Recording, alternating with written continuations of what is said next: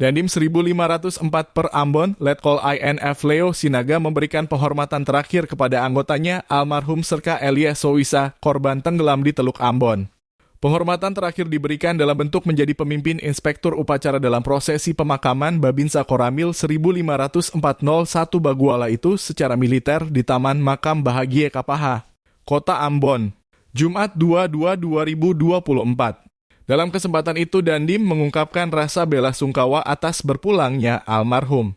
Selama bertugas, almarhum dinilai sebagai seorang prajurit yang baik, loyal, serta mempunyai dedikasi tinggi dan bertanggung jawab terhadap tugas yang diembannya. Sinaga juga menyampaikan bagi keluarga yang ditinggal agar dapat menerima musibah ini dengan penuh keikhlasan dan selalu memanjatkan doa dengan tulus dan ikhlas sehingga almarhum lebih tenang di alam kuburnya.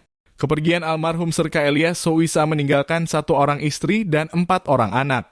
Diberitakan jenazah korban hilang di perairan Teluk Ambon sejak Rabu 31 Januari 2024 akhirnya ditemukan.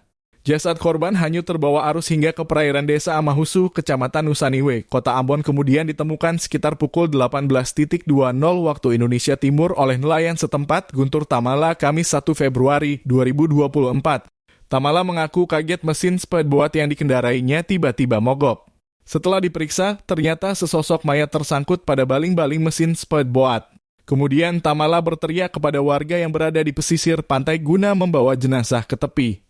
Jenazah selanjutnya dievakuasi tim SRU-1 dan dilarikan menuju RST Kota Ambon. Korban diketahui adalah Babinsa dari Satuan Kodim 1504 Ambon.